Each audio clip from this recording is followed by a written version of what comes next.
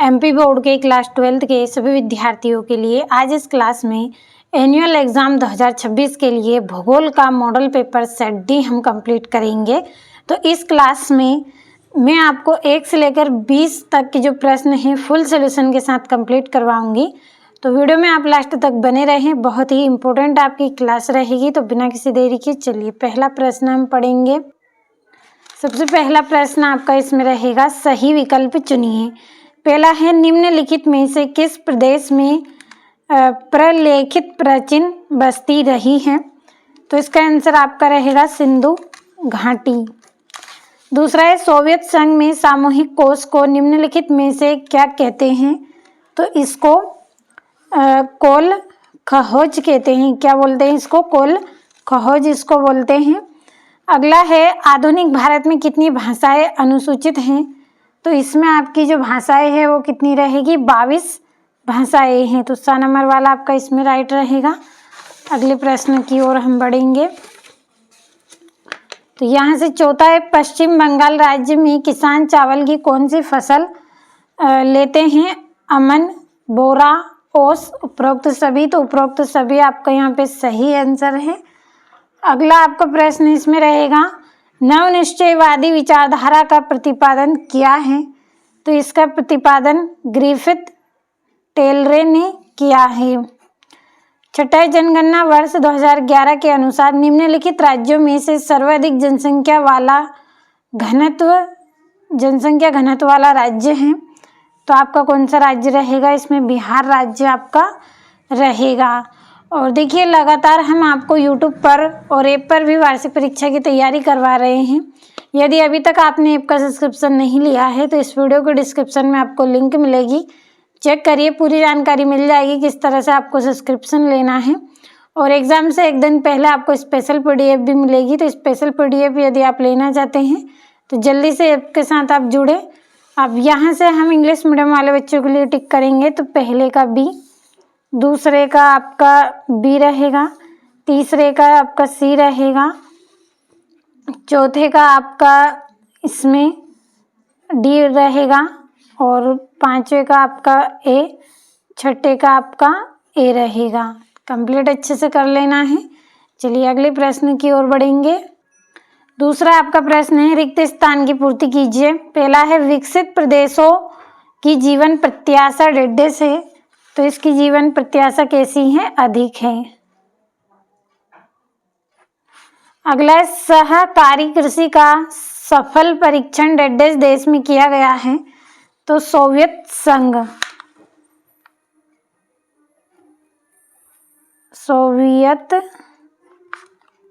में, सोवियत संघ देश में किया गया है। अगला आपका रहेगा, भरमौर जनजातियां क्षेत्र में डेढ़ जनजातियों का आवास है?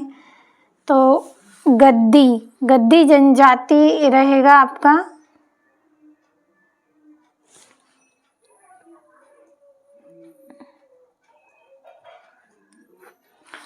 अगला है, विश्व व्यापार संगठन WTO का मुख्यालय में डेढ़ स्थित है?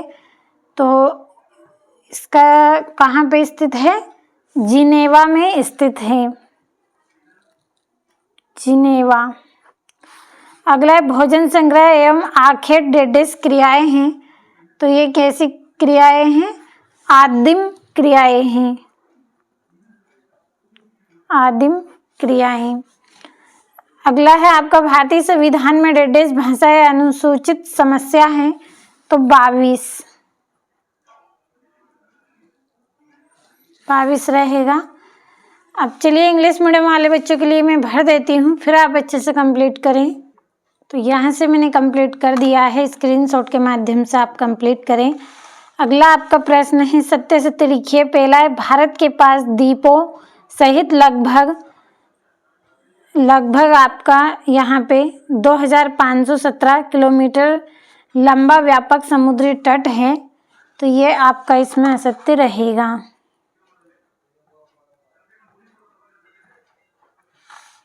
क्या है? आपका असत्य है। अगला है, गांव संस्कृति का आधार है? तो ये भी आपका सत्य रहेगा।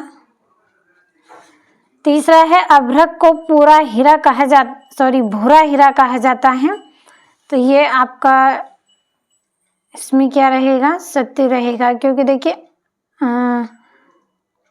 अस्क है, अस्क को क्या कहा जाता है, भूरा हीरा कहा जाता है। तो ये सत्य आपका इसमें रहेगा। अगला है ग्रिफिथ टेलर नवनिश्चयवाद के जनक माने जाते हैं। तो ये आपका यहाँ पे सत्य रहेगा। अगला है वायु परिवहन का राष्ट्रीयकरण सन 1953 में हुआ था। तो ये आपका सत्य रहेगा।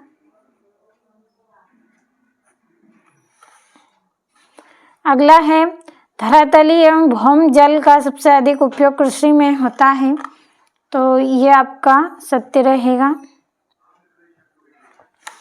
अब इंग्लिश मीडियम वाले बच्चों के लिए टिक कर लेते हैं। तो पहला आपका इसमें फॉल्स रहेगा, दूसरा ट्रू, तीसरा भी, चौथा भी, पांचवा भी और छठा भी। एक आपका इसमें असत्य है, बाकी सारे सत्य है। चलिए अगले प्रश्न की ओर बढ़ेंगे।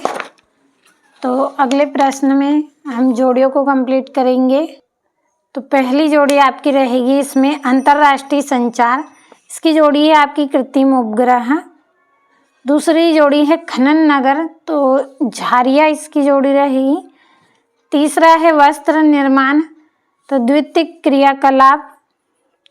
चौथा है सर्वाधिक जनसंख्या वाला देश, तो चीन रहेगा। और सोवियत संघ, तो कोल खोज इसकी जोड़ी रहेगी। अब यहाँ से इंग्लिश मीडियम वाले बच्चों के लिए हम नंबर डाल लेंगे इन जोड़ियों पर। तो ये वाली आपकी इसमें पहली जोड़ी रहेगी, दूसरी और ये वाली तीसरी, चौथी, पांचवी। तो ये हो गई जोड़ियाँ।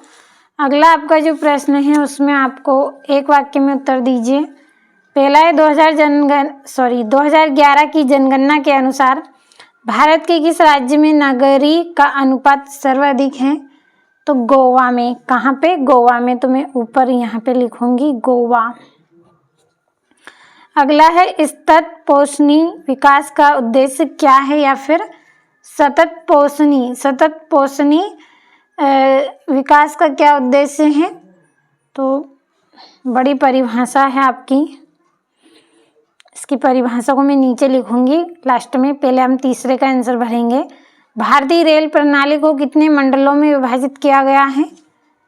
तो इसको 16 मंडलों में विभाजित किया गया है, 16 मंडलों में। अगला है आपका भारत के सर्वाधिक सोयाबीन उत्पादक राज्य का नाम लिखिए। तो मध्य प्रदेश।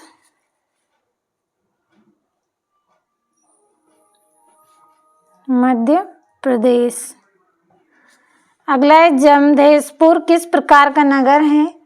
तो ये औद्योगिक नगर है, औद्योगिक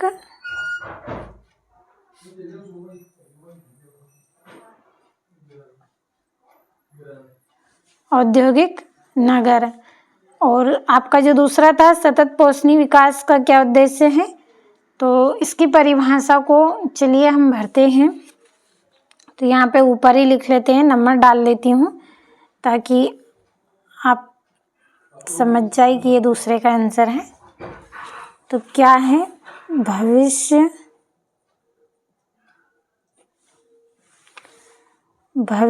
की पीढ़ियों की आवश्यकताओं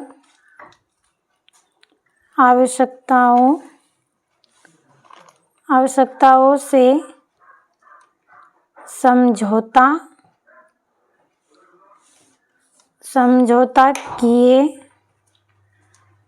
समझौता किए बिना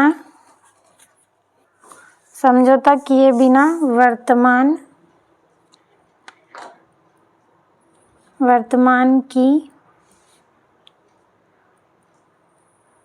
आवश्यकता की पूर्ति करना। क्या है सतत पोषणीय विकास का उद्देश्य? कि भविष्य की पीढ़ियों की आवश्यकताओं से समझौता किए बिना वर्तमान की आवश्यकताओं की पूर्ति करना इसका उद्देश्य है। तो ये हो गए हैं आपके सही विकल्प, एक वाक्य में उत्तर। अब यहाँ से मैं इंग्लिश मीडियम वाले बच्चों के लिए कंप्लीट करूँगी, फिर आप स्क्रीनशॉट लें ताकि समय आपका बचे और कम समय में आप अच्छे से कंप्लीट कर सकें। तो यहाँ से इंग्लिश मीडियम वाले बच्चों के लिए कंप्लीट कर दिया है। अच्छे से सभी प्रश्नों को कंप्लीट करिए। चलिए प्रश्नों को हम समझ लेते हैं। छठा प्रश्न है, आर्थिक भूगोल में शामिल उप क्षेत्रों के नाम लिखिए। भारत में सिंचाई क्यों आवश्यक है? और 8वें में प्राथमिक क्षेत्र के अंतर्गत आने वाले क्रियाकलापों के नाम और विनिर्माण उद्योग किसे कहते हैं? बाकी प्रश्नों का स्क्रीनशॉट लें क्योंकि PDF में आपको आंसर सहित वहाँ पे प्रश्न भी मिलेंगे, आंसर भी मिलेंगे, तो वहाँ पे हम प्रश्नों को और अच्छे से समझ लेंगे आंसर के साथ। तो स्क्रीनशॉट आप लेते चले और कंप्लीट आप अच्छे से सभी प्रश्नों को करें। ये यहाँ से आपका 17वां 18वां प्रश्न है, ये आपका 19वां है, ये यहाँ से कंप्लीट करिए। और ये यहाँ से 20वां आपका प्रश्न है। तो चलिए अब हम इसका सॉल्यूशन कंप्लीट करेंगे। तो यहाँ से आपका छठा प्रश्न है, स्क्रीनशॉट आपको हर एक प्रश्न का लेना है। तो आर्थिक भूगोल में शामिल उप क्षेत्रों के नाम लिखिए। तो आर्थिक भूगोल के अंतर्गत मानव आर्थिक गतिविधियों का अध्ययन किया जाता है। इसके अंतर्गत निम्नलिखित उप क्षेत्र शामिल है। पहला है कृषि भूगोल, कृषि क्रियाओं का अध्ययन किया जाता है। इसमें औद्योगिक भूगोल, उद्योगों के वितरण का अध्ययन किया जाता है। परिवहन एवं संचार भूगोल, यातायात एवं संचार साधनों का अध्ययन किया जाता है। और व्यापार भूगोल, व्यापारिक गतिविधियों का अध्ययन किया जाता है। तो कृषि भूगोल में कृषि क्रियाओं का अध्ययन होगा। औद्योगिक भूगोल में उद्योग के वितरण का अध्ययन करेंगे। परिवहन एवं संचार भूगोल में यातायात के साधन है और संचार के जो साधन है उनका अध्ययन करेंगे। और व्यापार भूगोल में व्यापार की गतिविधियों का अध्ययन करेंगे। तो बहुत ही आसान और सरल है, केवल आप समझकर याद करें। एक बार शब्दों को आप पढ़ें तब समझने का प्रयास करें। अगला है मानव भूगोल की 2 शाखाओं के नाम लिखिए। तो पहली शाखा है जनसंख्या भूगोल, जनसंख्या की वितरण एवं संरचना का अध्ययन इसमें होता है। आर्थिक भूगोल, आर्थिक गतिविधियों का अध्ययन होगा। जनसंख्या भूगोल में जनसंख्या के वितरण एवं संरचना का अध्ययन होगा और आर्थिक भूगोल में आर्थिक गतिविधियों का अध्ययन होगा। बढ़ते हैं अगले प्रश्न की ओर। तो 7वां है, भारत में सिंचाई क्यों आवश्यक है? तो भारत में कृषि मुख्यतः मानसून पर निर्भर है। जो कृषि करते, जो खेती के कार्य होते हैं वो अधिकतर किस पर? मानसून पर निर्भर होते हैं, जो अनियमित होता है। अधिक उत्पादन और फसल सुरक्षा तथा सूखे की स्थिति से बचाव के लिए सिंचाई आवश्यक है। फसल का उत्पादन करेंगे, फसल की सुरक्षा के लिए अच्छी फसल हमें उत्पादन में मिले और सूखे की स्थिति ना हो, इसके लिए सिंचाई आवश्यक है। व्यावसायिक पशुपालन किसे कहते हैं? तो जिस पशुपालन में पशुओं को दूध, मांस, ऊन आदि के व्यापारिक उत्पादन हेतु पाला जाता है उसे व्यावसायिक पशुपालन कहते हैं। पशुपालन हम पालते हैं, क्यों पालते हैं? पशुओं को दूध के लिए, उनके मांस के लिए उनकी आवश्यकता होती है और व्यापारिक उत्पादन को बढ़ावा देने के लिए हम क्या करते हैं? इस व्यवसाय को करते हैं, इसे ही बोलते हैं व्यावसायिक पशुपालन। समझ में अच्छे से आया होगा आपको। अगला है प्राथमिक क्षेत्र के अंतर्गत आने वाले क्रियाकलापों के नाम लिखिए। तो प्राकृतिक संसाधनों पर आधारित गतिविधियां प्राथमिक क्षेत्र में आती हैं। इसके अंतर्गत निम्नलिखित क्रियाकलाप शामिल है। कृषि, पशुपालन और मत्स्य पालन, खनन। क्या क्या है? कृषि है, पशुपालन है, मत्स्य पालन है और खनन है। तो कंप्लीट अच्छे से करिएगा। चलिए इसका अथवा हम समझेंगे। अथवा है इसका, गहन निर्वाह कृषि किन प्रदेशों में की जाती है? इसके प्रकार लिखिए। तो गहन निर्वाह कृषि अधिक जनसंख्या वाले क्षेत्र में की जाती है। कहाँ पे? जहाँ पे अधिक जनसंख्या हो वहाँ पे की जाती है। यह मुख्यतः दक्षिण पूर्व तथा पूर्वी एशिया में पाई जाती है। दक्षिण पूर्वी एशिया में यह पाई जाती है। इसके निम्नलिखित प्रकार है। चावल प्रधान गहन निर्वाह कृषि, अन्य फसल प्रधान गहन निर्वाह कृषि। क्या है? चावल प्रधान गहन निर्वाह कृषि है और अन्य फसल प्रधान गहन निर्वाह कृषि है। तो स्क्रीनशॉट आपने लिया होगा। चलिए अगले प्रश्न की ओर बढ़ते हैं। 9वां है विनिर्माण उद्योग किसे कहते हैं? तो कच्चे माल को मशीनों एवं श्रम की सहायता से उपयोगी तैयार माल में बदलने की प्रक्रिया को विनिर्माण उद्योग कहते हैं। किसको? कि कच्चे माल को क्या करेंगे? मशीनों एवं श्रम की सहायता से क्या करेंगे? उपयोग होने के लिए तैयार माल में बदल लेंगे। इसको बदलने के लिए जो कार्य किया जाता है वही क्या है? विनिर्माण है। अगला, उद्योगों के स्थानीयकरण को प्रभावित करने वाले कोई 3 कारक लिखिए। तो उद्योग का स्थान कई कारकों पर निर्भर करता है। इसके प्रमुख कारक निम्नलिखित है। पहला, कच्चे माल की उपलब्धता। दूसरा है श्रम की उपलब्धता। तीसरा है परिवहन एवं बाजार की सुविधा। तो क्या क्या है? कच्चे माल की उपलब्धता होगी, श्रम की उपलब्धता रहेगी और परिवहन एवं बाजार की सुविधा। इन पर ये क्या है? ये सब क्या करते हैं? इसको प्रभावित करने वाले कारक हैं। यहाँ से इंग्लिश मीडियम वाले बच्चे आप कंप्लीट करें। और मानव विकास में सतत पोषणीय विकास से क्या सही है? तो सतत पोषणीय विकास का अर्थ है संसाधनों का ऐसा उपयोग जिसमें वर्तमान की आवश्यकता पूरी हो और भविष्य की पीढ़ियों की आवश्यकता भी सुरक्षित रहे। यानी कि हम भी क्या करें? इसका उपयोग कर ले, साथ में हमारी जो आने वाली पीढ़ियाँ हैं, आने वाली पीढ़ी के जो लोग हैं, जो बच्चे हैं, वो भी क्या है? इनका उपयोग कर सकें, इसकी हम सुरक्षा करते हैं। उसे क्या बोलते हैं? मानव विकास सतत पोषणीय विकास। तो समझ में आया होगा कि सतत पोषणीय विकास का अर्थ है संसाधनों का ऐसा उपयोग जिससे वर्तमान की आवश्यकता भी पूरी हो, अब के समय की भी हो जाए और आने वाले समय की भी आवश्यकता पूरी हो जाए, उसे हम सतत पोषणीय विकास कहते हैं। यहाँ से आपका रहेगा स्वच्छ उद्योग से क्या सही है? तो वे उद्योग जो कच्चे माल या बाजार से बंधे नहीं होते हैं और कभी भी स्थापित किए जा सकते हैं, स्वच्छंद उद्योग कहलाते हैं। तो स्वच्छंद यानी कि एक तरह से क्या है? मुक्त हैं। तो वे उद्योग जो कच्चे माल या बाजार से बंधे नहीं होते, यानी कि किसी के दबाव में नहीं रहते हैं, जहाँ पे इनको कहीं भी स्थापित किया जा सकता है, उसे स्वच्छंद उद्योग कहते हैं। यानी कि स्वच्छंद यानी कि एक तरह से मुक्त बाजार है, मुक्त उद्योग है, सॉरी। अगला है भारत की श्रमजीवी जनसंख्या के 4 प्रमुख वर्गों के नाम लिखिए। तो भारत की श्रमजीवी जनसंख्या को 4 वर्गों में बांटा गया है जो निम्नलिखित है। कृषक, कृषि मजदूर, घरेलू उद्योग में कार्यरत श्रमिक, अन्य सेवाओं का कार्यरत श्रमिक। क्या है? कृषक है, कृषि मजदूर है, घरेलू उद्योग में कार्यरत जो श्रमिक हैं और अन्य सेवा में जो कार्य करने वाले श्रमिक हैं। तो ये सब क्या है? भारत की श्रमजीवी जनसंख्या के 4 वर्गों के नाम हैं। इंग्लिश मीडियम वाले बच्चे आप कंप्लीट करें, इसके बाद हम अगला प्रश्न पढ़ेंगे।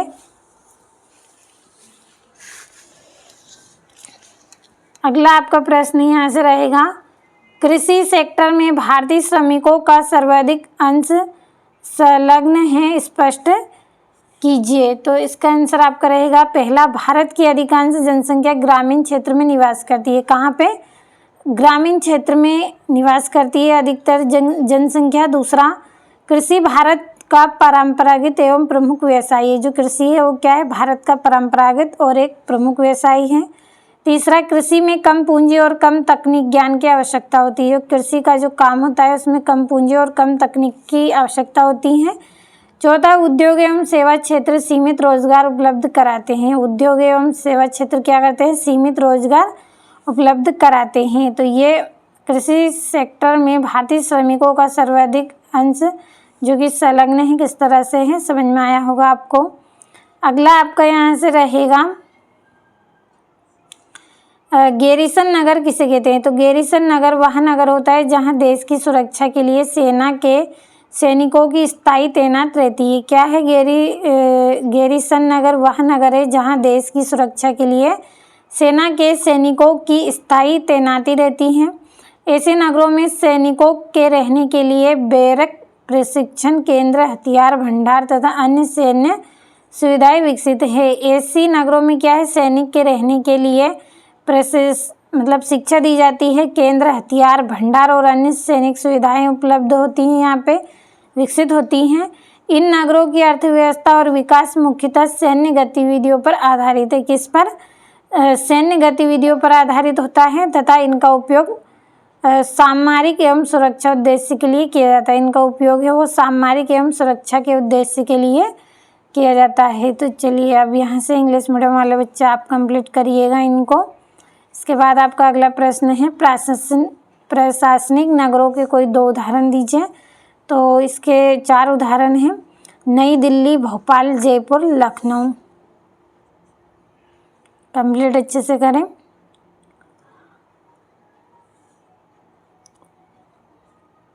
अगला आपका प्रश्न यहाँ पे रहेगा, प्रदूषक एवं प्रदूषण में क्या अंतर है। जो प्रदूषक है और प्रदूषण है, इन दोनों में क्या अंतर है। तो निम्न अंतर है। पहला, प्रदूषक वह हानिकारक पदार्थ है जो पर्यावरण को दूषित करता है, जबकि प्रदूषण पर्यावरण के दूषित होने की अवस्था है। प्रदूषक क्या है, एक हानिकारक पदार्थ है जो क्या करता है, पर्यावरण को प्रदूषित करता है, जबकि जो प्रदूषण है वह क्या है, पर्यावरण के दूषित होने की अवस्था है। यानी कि एक क्या करेगा, दूषित करने का प्रमुख स्रोत रहेगा और एक क्या है, दूषित हो चुका है। तो इस तरह से आपको समझ में आया होगा यहाँ पे कि ये क्या है, एक पदार्थ है जो क्या है, दूषित करना प्रारंभ करेगा और दूषित हो जाएगा, उसे हम क्या बोलते हैं, प्रदूषण कहते हैं।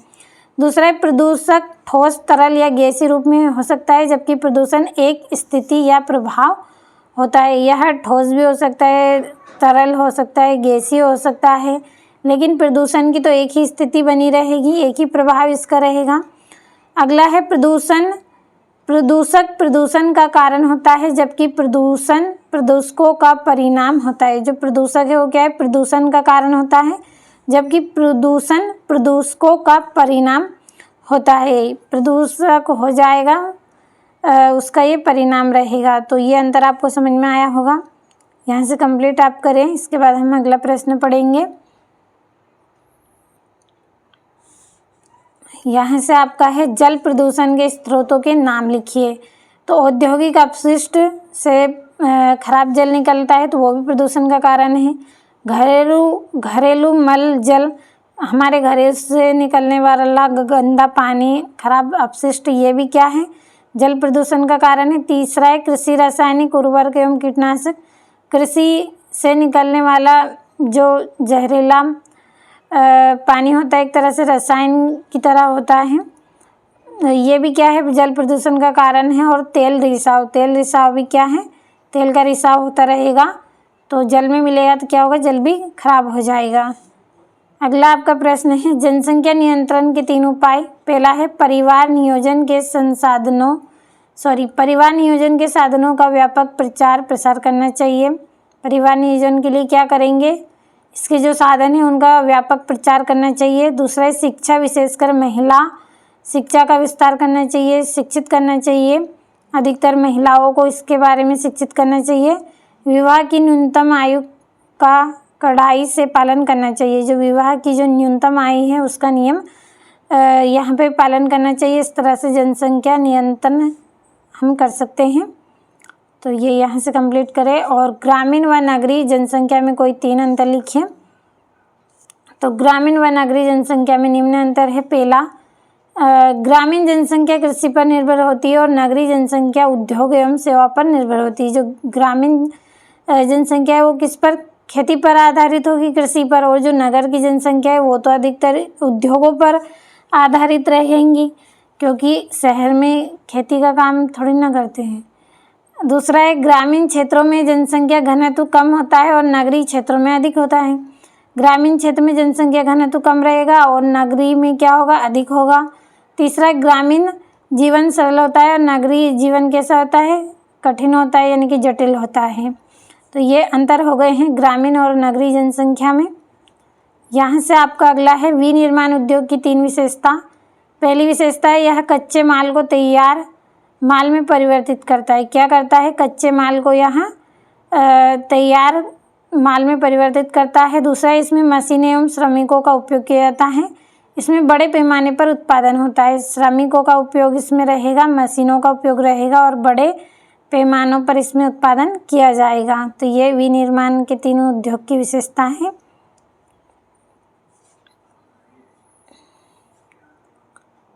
अगला आपका प्रश्न इसमें रहेगा, अंतर्राष्ट्रीय व्यापार की 3 आधार आपको लिखना है। तो अंतर्राष्ट्रीय व्यापार के 3 प्रमुख आधार निम्नलिखित हैं। पहला, विभिन्न देशों में प्राकृतिक संसाधनों की असमानता उपलब्ध है। विभिन्न देश में क्या है, प्राकृतिक जो साधन हैं उनकी असमानता उपलब्ध रहेगी। दूसरा, उत्पादन लागत देश के बीच अंतर होगा। उत्पादन लागत में क्या होगा, देश के बीच अंतर होना चाहिए। और तकनीकी विकास एवं उत्पादन क्षमता में अंतर होना चाहिए। किसमें, तकनीकी विकास और उत्पादन क्षमता में अंतर होना चाहिए।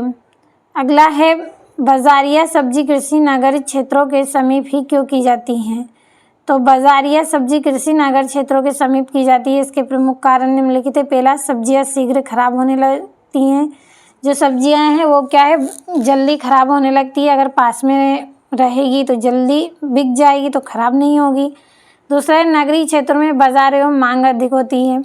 जो नगरीय क्षेत्रीय होती है उसमें क्या है, बाजार एवं मांग अधिक इसमें रहेगी। सब्जियों की मांग बाजार में क्या रहती है, अधिक रहती है। तीसरा, परिवहन लागत कम होती है। अगर देखिए नगर के पास रहेगा, समीप रहेगा नगरीय क्षेत्रों में, तो क्या होगा, लागत कम होगी, मेहनत कम लगेगी आने जाने में और जल्दी बिक जाएगी। तो इस तरह से क्या है, बाजारिया सब्जी क्या करते हैं, कृषि नगरीय क्षेत्रों के समीप लगाते हैं। तो आप समझ गए होंगे, प्रश्न से ही आंसर काफ़ी सरल लग रहा है आपका। कुछ ऐसे प्रश्न हैं जिनको आप स्वयं भी कर सकते हैं कंप्लीट, अपने हिसाब से आप उत्तर लिख सकते हैं। अगला है, भारतीय कृषि के प्रकार लिखिए। तो निर्वाह कृषि, वाणिज्य कृषि, मिश्रित कृषि।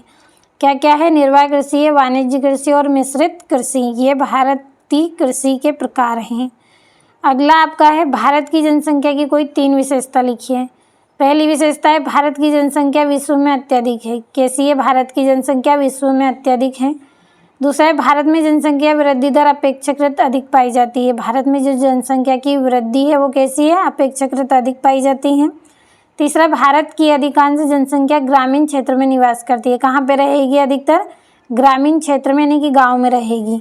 अगला है, जनसंख्या का वितरण असमान रूप से पाया जाता है। कैसा है इसका वितरण, जनसंख्या का असमान रूप से है, बराबर नहीं है।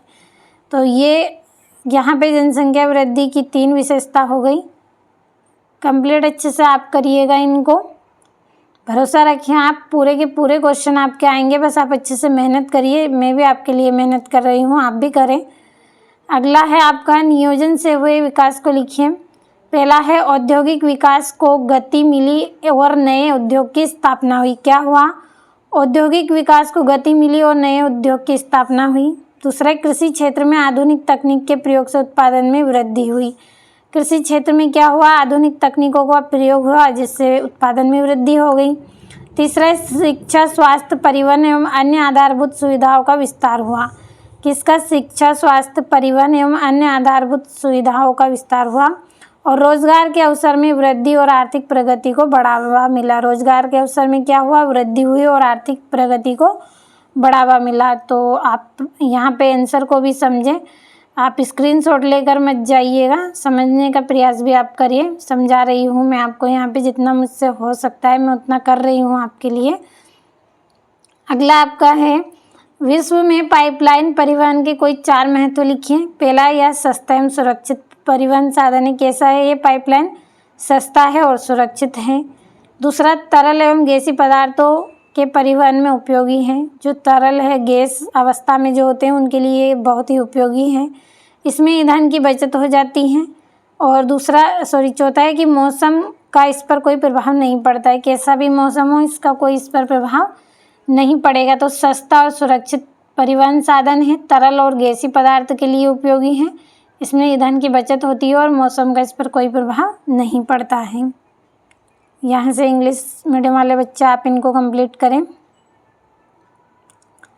अब यहाँ से आपका अथवा रहेगा, भरमौर जनजातीय विकास कार्यक्रम में कौन से सामाजिक लाभ प्राप्त हुए हैं।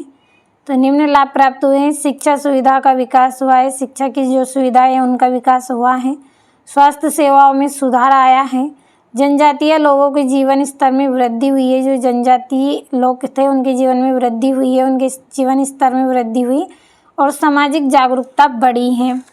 तो कम शब्दों में सटीक आंसर आपके लिए लिखा है।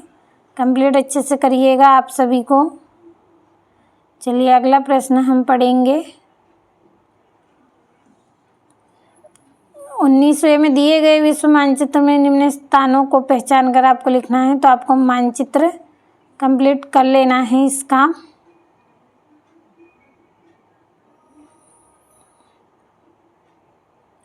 तो आज इस वीडियो में मैंने आपको यहाँ पे कुल 20 प्रश्न बताए हैं और सेट डी आपको मैंने कंप्लीट करवाया है। पिछले वीडियो में मैंने आपको सेट ए बी सी भी दिया है, कंप्लीट आप अच्छे से करिएगा। जिन बच्चों को वास्तव में अच्छा अंक चाहिए वो सभी सेटों को अच्छे से कंप्लीट आप करें। 6 सेट आपको मिलेंगे जिसमें से 4 सेट आपके कंप्लीट हो गए हैं, तो अच्छे से कंप्लीट आप करें।